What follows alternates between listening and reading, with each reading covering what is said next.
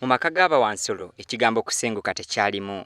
Mu butuufu teri wansolo ategeera kigambo kusenguka, kubanga wamma ku ttale kati okusenguka olagewa era ovaawa. Bo nno tebalina kye bategeera kubanga obulamu bwabwe bwonna babadde babeera wano nga bamanyi nti obulamu bwabwe bwonna balifiira mu Queen Elizabeth Game Park.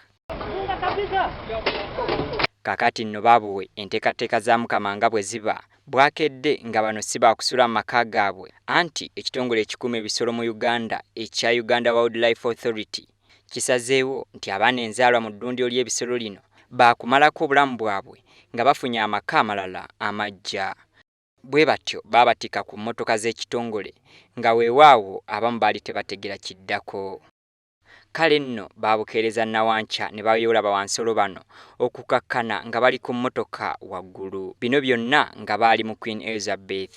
Buba bukya ng'olw'enno Sarah Kasiggu ng'ekulembeddwamu omu ku bamanyi okusaba mu kitongole ky'ebisolo, era ng'essaala eno yali etwalira wamu abantu n'ebisolo kubanga bonna baali mu lugendo.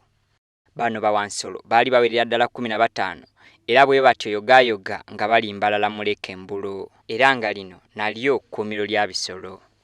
Olugendo nno luno terwabadde lwangu era kyatutte ebbanga eriwerako ng'abantu bano bakyasiyagguka.